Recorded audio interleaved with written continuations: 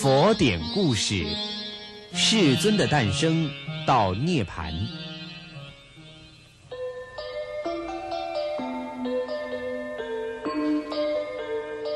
距今约2500年前，北印度可仰望远方喜马拉雅山峰的高原上，有只释家族以迦毗罗卫为中心建起了一个小国。这是某年春天的事，迦毗罗卫城净饭王的王妃摩耶夫人回娘家天臂城待产的途中，摩耶夫人一行在蓝毗尼园休息。园内有色彩缤纷的花儿盛开着，其中有棵红花格外美丽的菩提树。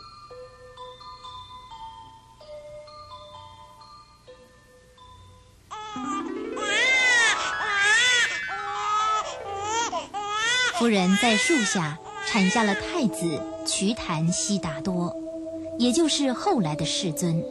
据经典记载，世尊落地后行走7步，一手指天，一手指地，高声唱道：天上天下唯我独尊。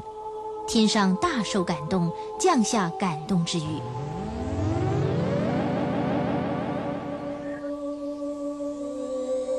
世尊走的7步，其中6步是6道，也就是地狱、恶鬼、畜生、修罗、人间、天上这6个迷惑世界，而第7步是超越迷惑世界，进入悟道世界之意。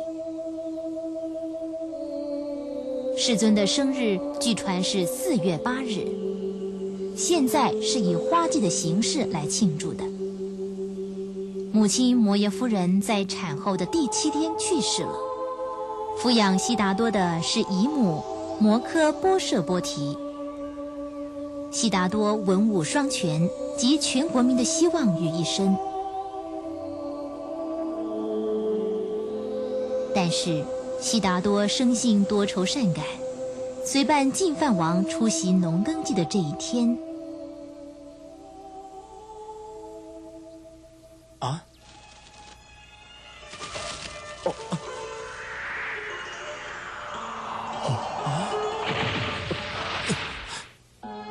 虫被小鸟吃掉，小鸟再成为鹰的食物。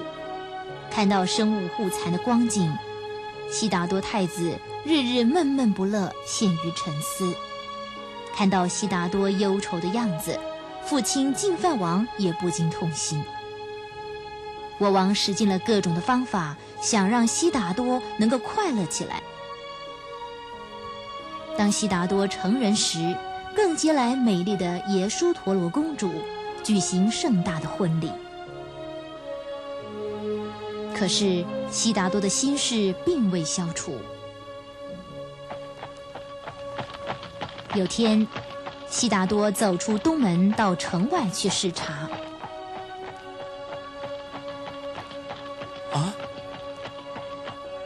那是什么？好像是一个老人啊！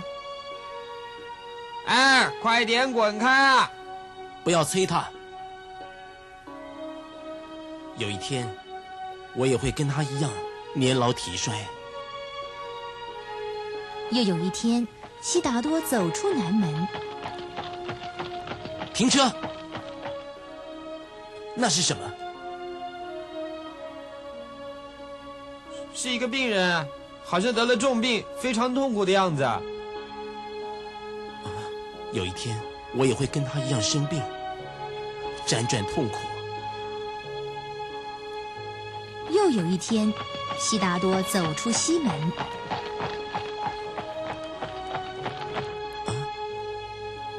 那是什么？是送葬的行列，彝族正抬着死人去埋葬呢。有一天，我也会像他那样死去。我们都会衰老、生病，然后死去。想到这里，眼前短暂的快乐马上变成了痛苦。人世间充满了痛苦，我到底应该依靠什么活下去呢？最后，悉达多又走出北门。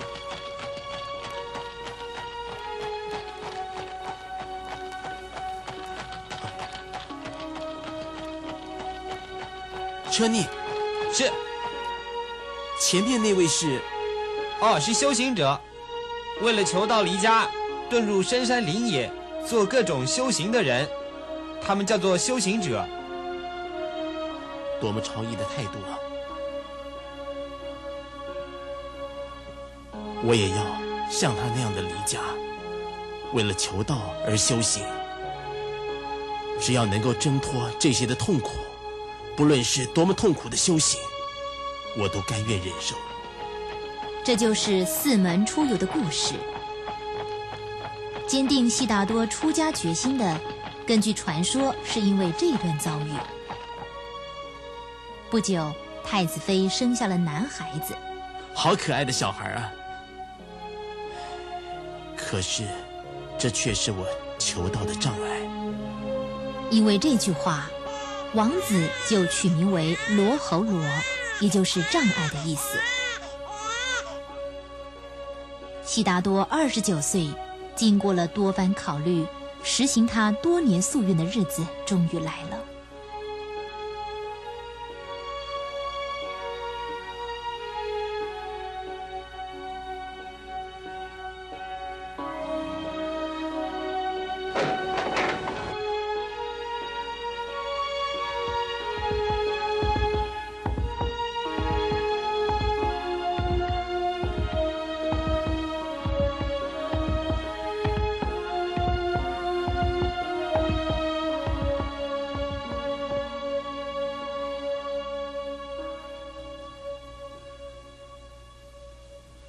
请你代我转告我的父王跟母后，请他们从今以后不用再担心我了。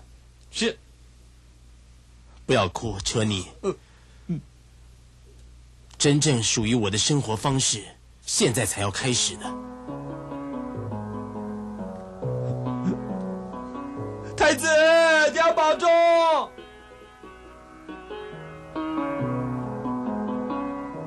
就这样，抛弃父母、妻儿、国家与太子之位，成为修行者的悉达多，长途跋涉来到了摩羯陀国的国都王舍城。王舍城是当时印度最繁荣的都市，而且聚集了许多的修行者。摩羯陀国频毗娑罗王眼光落在悉达多的身上，把那位年轻修行者招待到宫中。原来你是释家族的太子啊，难怪气度不凡，我果然没有看错人。你就留在宫殿做我的心灵之友吧，如果你要求，连国家都可以分1半给你。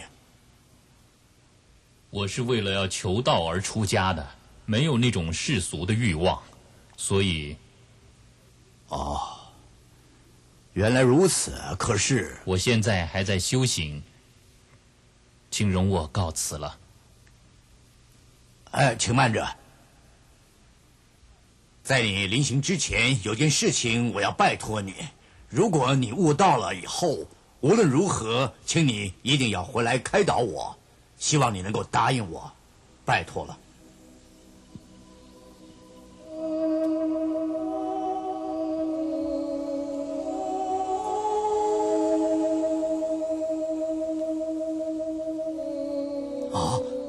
真是太感谢你了。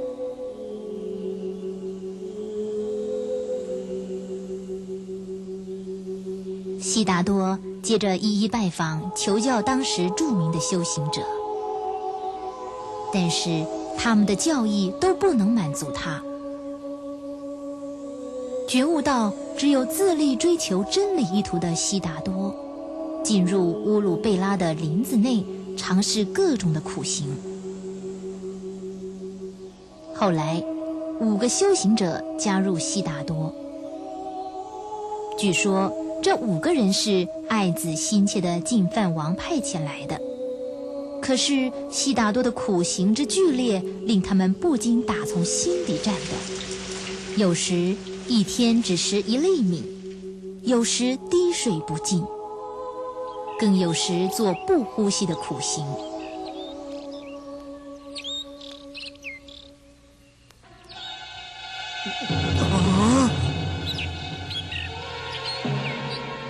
他死了吗？好像是。就算是习惯修行的人，也不可能撑住这种苦行啊！等等，你看，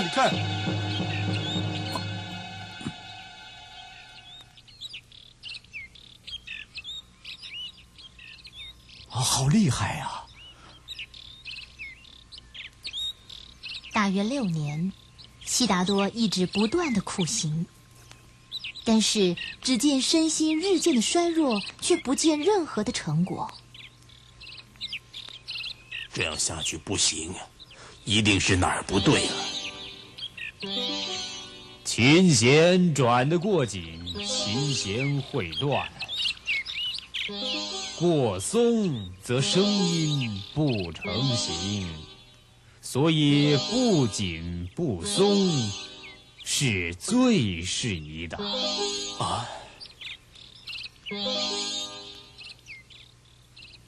琴弦转得过紧，弦会断；过松则声音不成形，所以不紧不松最适宜。原来如此，我知道了。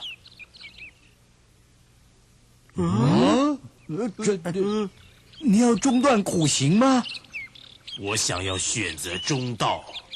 中道，过度修苦行和过度的奢侈是一样的，只不过会损害身心，无法悟道。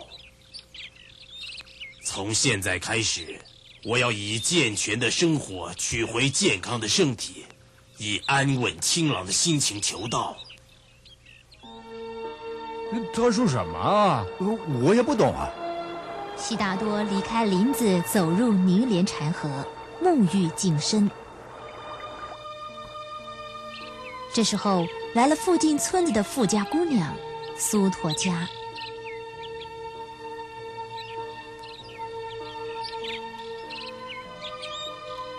修行者你好，我的名字叫苏陀迦，这个是我家最好的米和牛奶煮成的粥，请您喝，不要客气。谢谢，那我就不客气了。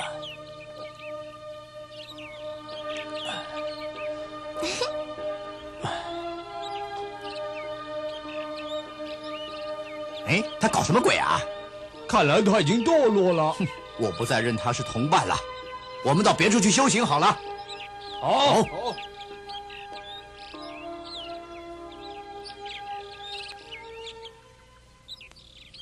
经过苏陀迦的供养，恢复力气的悉达多来到了迦野，坐在树下。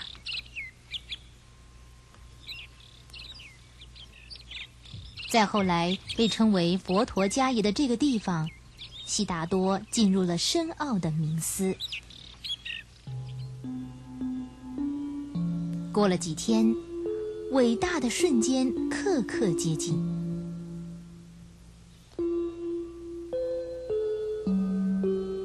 这时，想妨碍悉达多悟道的恶魔王出现了。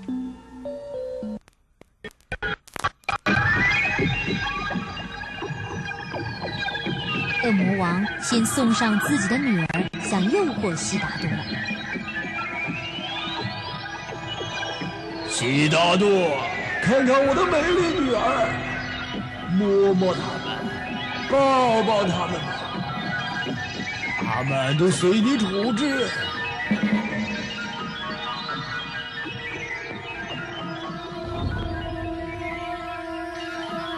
恶魔王接着以财富和权力的诱惑，想使悉达多堕落。悉达多，我给你世上所有的财宝，给你支配世界的地位与权力，唯一的条件是你要听从我的命令。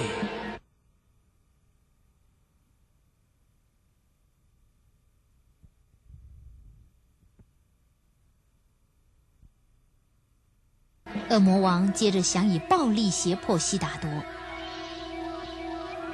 你想固执到什么时候，悉达多？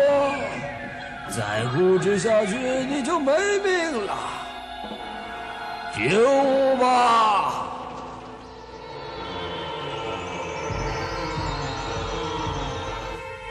魔王，住手！我已经到达生死彼岸，你们所使用的武器根本没办法伤害我。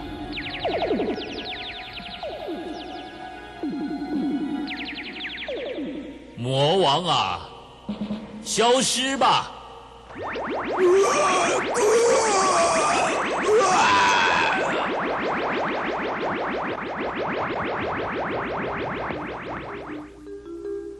战斗结束了，魔王和其一族的出现，就是悉达多内心的烦恼。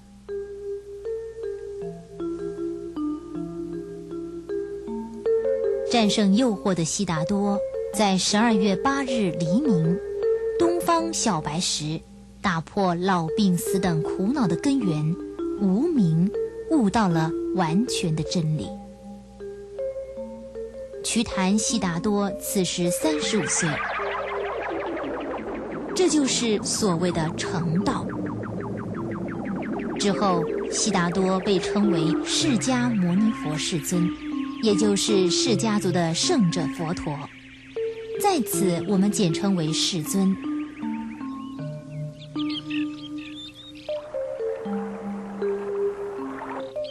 成道后，世尊停留在迦耶，沉浸于悟道的喜悦中。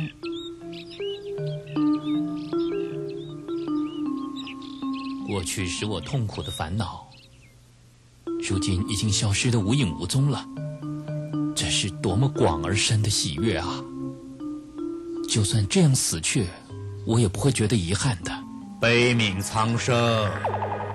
这时出现的是印度的最高神梵天。你辛苦悟得正法，不就应该将法广传给世人吗？啊，我担当不起。你想坐视不管啊？这样下去的话，世间一定会灭亡。梵天哪，我现在所悟到的真理过于深奥、微妙、困难，普通人是不容易理解的。可是世间也有出污泥而不染的莲花，能够接受你的法的，对不对呀？世尊啊，希望你务必为他们说法，也希望你拯救世人脱离灭亡的阴影啊，这是你的责任。你说得很对，我实在不应该让悟道之乐独留在自己心中。我应该为烦恼痛苦的人们去说法，分享悟道的喜悦，拯救世间。这就是从今以后我所要做的工作了。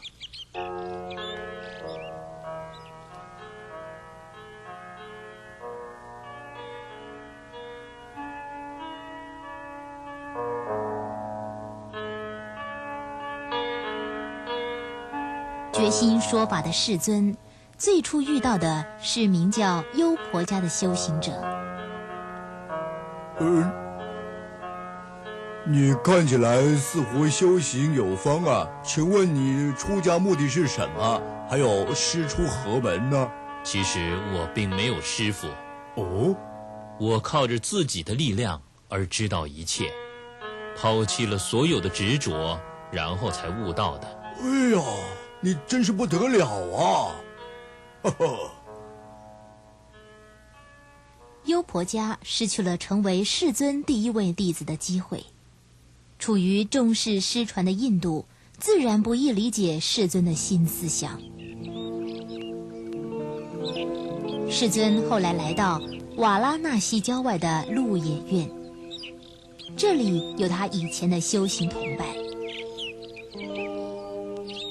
他来了耶！装作不认识他好了，不必理那种堕落的人。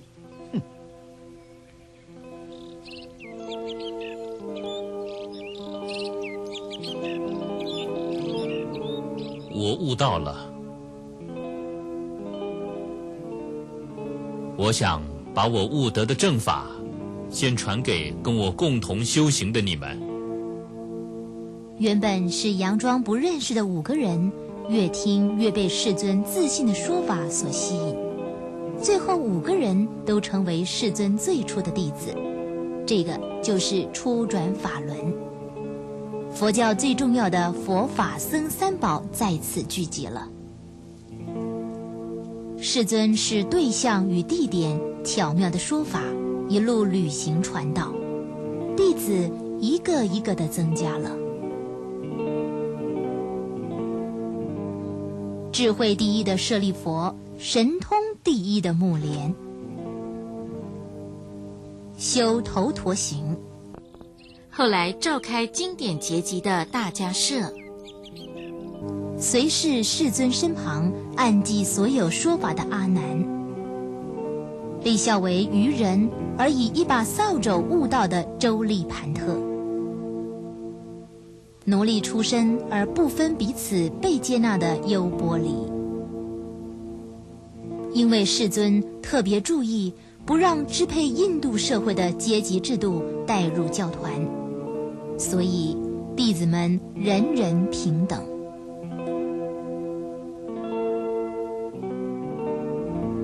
然后世尊又照约定拜访王舍城，向频毗娑罗王说法。频毗娑罗王大喜，奉献竹林精舍作为弟子们的宿舍。王舍城旁有座灵鹫山，世尊就在山上解说无量寿经，然后又向韦提希王妃说观无量寿经，珍贵的念佛之教终于出世了。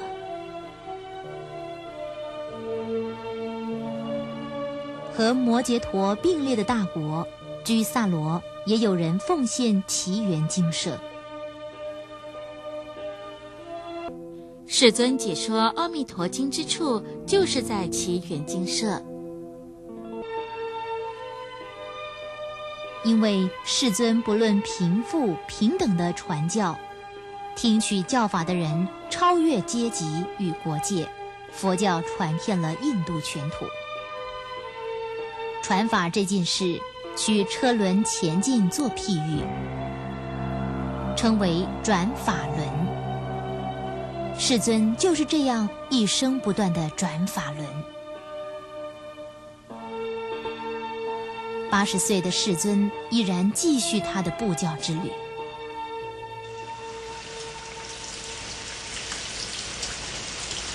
途中，世尊在吠舍离生病，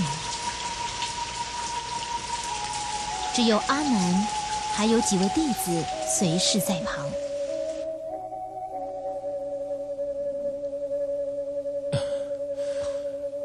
您可以坐起来吗，世尊？总算舒服点儿了。那太好了。老实说，我一时担心的不知道该如何是好，因为世尊您迟迟未选出继承弟子来传密典，所以我希望世尊您能够考虑一下。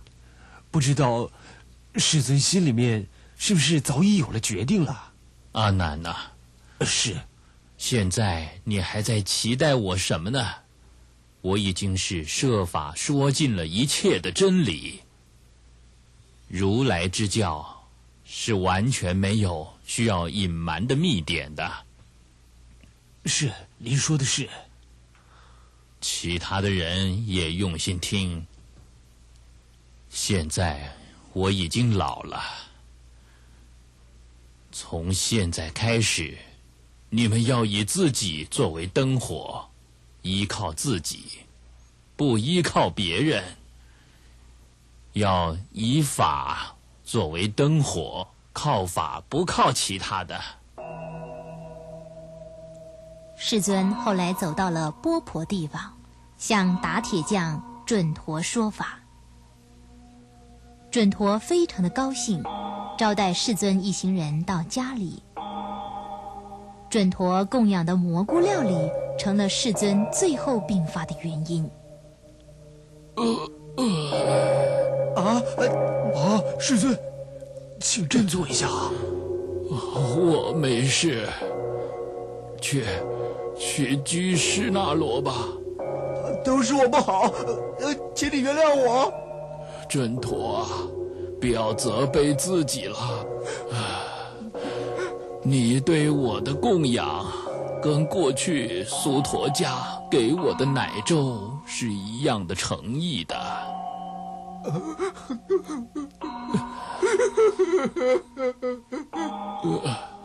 世尊忍住剧痛，走到居士那罗郊外时，世尊已经连走都走不动了。在那树间铺个床，我想躺下。是。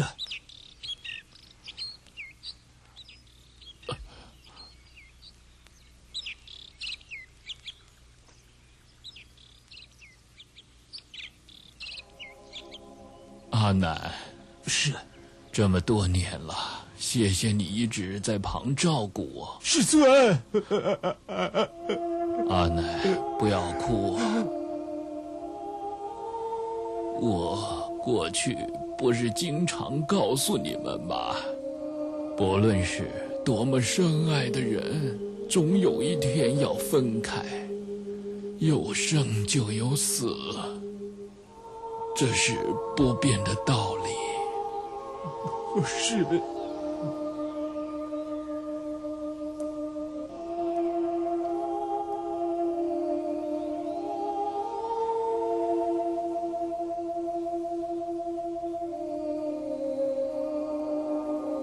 阿难啊，我在这里。不要认为我死了，你就没有师父了。我说的法就是你们的师父，你们的灯火。我知道，世尊。万物永远在转移变化，希望人们勿放逸，勤修行。